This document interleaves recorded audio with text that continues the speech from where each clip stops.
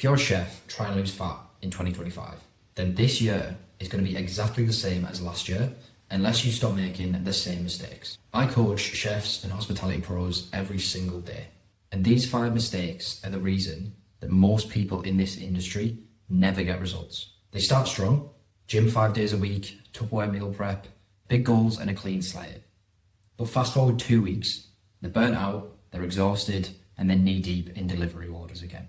Coach dozens of people through this cycle. Hell, I've been through this cycle myself more times than I can count. So in this video, I'm breaking down the 5 mistakes that you cannot afford to make if you want to see actual fat loss progress and what to do instead. Let's get into it. Right, let's be real. You've got one of the hardest jobs in the world when it comes to getting in shape. You're not waking up early to smash a gym class and sip on green juice before your desk job at 9 a.m. You're deep in prep by 8 o'clock, surrounded by food all day, and you've got 0 time to take care of yourself. That's why the usual fat loss advice doesn't work for you. It's not built for your reality.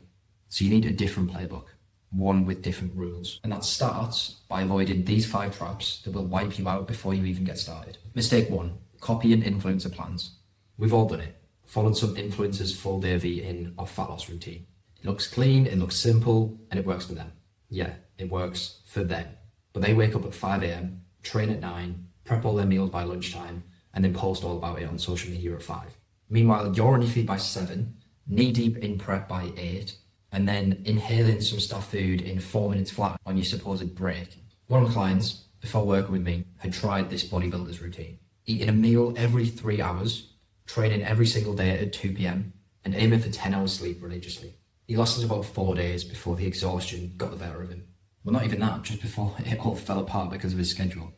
He was missing meals and he had to skip the gym because he wasn't recovered enough. And that left him feeling frustrated, feeling like a failure, and feeling like it just wouldn't work for him in general. But the thing is, he didn't fail. The plan failed him. So if you live a 10 till 10 life, don't try and follow the same routine as someone who lives a 9 to 5. Mistake number 2, going all in for 2 weeks. Ah yes, the old new year, new me routine. You smash the gym, eat perfect meals, cut out all the booze, sugar and carbs, everything. You make it to the 3rd week in January and then you burn out. Basically every chef I speak to has done the whole going from 0 to 100 overnight. Training 6 days a week, meal prep, fasting, calorie tracking, the lot. And I get it, right? When you get that surge of motivation, you want to make the most of it. You want results and you want them fast. So you might as well do everything you can to do that. But these guys last a couple of weeks at best before everything grinds to a halt because of their schedule or because of their routine or because they're tired or because of motivation.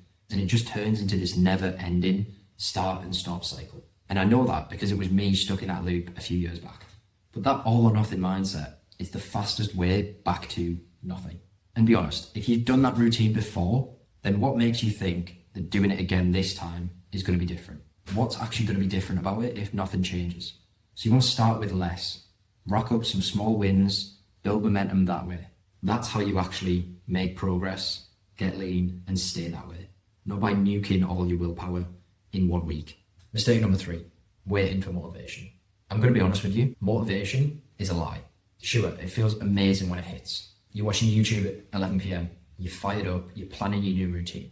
But that version of you isn't the same as the one who has to get up at 6 a.m. the next day. One of my clients had been struggling with motivation for years, literal years. Even during our first call, he brought up how busy he was and he was worried that he wouldn't have the motivation to stick with all this, questioning if now was actually the best time to do it. But there is no perfect time to do it. And honestly, I think doing it when you're busy is the best time. Because if you can do it then, when you're tired and unmotivated and it's hard, then you can always get results. But if you can only do it when life is calm and easy and quiet, then those results are never going to last. Because the second it gets busy again, you'll drop everything because you don't know how to handle it. Anyway, we got down to it, workouts, better food, and he lost 3 kilos in 2 weeks. And his exact words were, "I'm absolutely buzzing. It finally feels like it's working." And after that, he never mentioned motivation again. He just showed up. Because the thing that actually drives long-term progress is results. You don't wait for motivation to take action. You take action, you get some wins, and that creates more motivation, and the cycle continues. Mistake number 4, using work as an excuse. Look, I get it, right?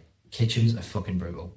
I've done the 14-hour days, I've skipped meals, I've dragged myself home half dead, ready to do it all again the next day. It's a tough line of work. But here's the harsh truth that I had to face myself. If you're trying to get in shape and your work is making it harder, then you've only got 3 choices. 1, you get a different job, one that's going to make it easier to achieve your goals.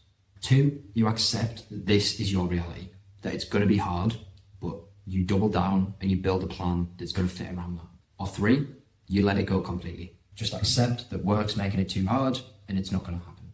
But then stop saying that you want to get in shape and make peace with where you're at the moment. But I had a client say that he was too busy. He couldn't eat right, he couldn't train, and he felt like it was too hard. So I told him, then you've got to stop telling yourself that you want to lose weight and get in shape. Because either we find a way to do this together, or you accept that this isn't the season for it, and you come back to it another time. Bit of tough love, but it landed. He realised he'd been stuck in victim mode, problem focused instead of solution focused. And gradually that shifted. Now he's in a really good routine with his workouts and making sure that he sticks to his nutrition, and he's lost a ton of weight, built a ton of muscle. He's changed, he's completely transformed himself. So you don't need to go full beast mode, you just need to take ownership of the situation. Yes, you're doing it on hard mode while people working 9 to 5 are doing it on easy mode. But if you can do 1 session a week, get some consistent meals, that's where momentum begins. Mistake number 5, neglecting recovery. This one's sneaky because it feels like hard work, but it's actually just overkill in disguise. Everyone thinks more gym means more progress. But if you're already running on fumes from service and you finish and you try and get a leg session in on 4 hours sleep, your body's not going to thank you for that. It's going to stall, or worse, it's going to break down. One of my clients a few weeks back, he was doing everything right. So he was hitting 3 workouts a week, 12,000 steps a day, 3.5 hours of cardio every week, but he was barely sleeping. And his weight wasn't budging. His hunger was wild, cravings were off the charts.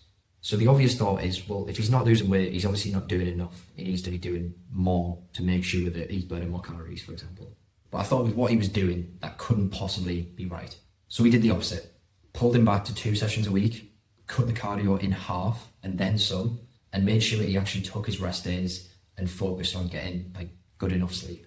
And boom, fat started dropping again from doing less cardio, less steps, less workouts. Rest isn't laziness, it's required. It's part of the process. If you ignore the recovery, your body's going to fight you the whole way. Train smarter, recover better, that's how you win long term. So these are the traps that keep chefs stuck in that same loop year after year. If you're ready to break out that cycle, to actually get lean with your lifestyle, not in spite of it, then this video is going to help. It'll show you how to build a simple system with your shifts, your stress, your energy levels. No fluff, no wishful thinking, just proper planning. Go watch that next.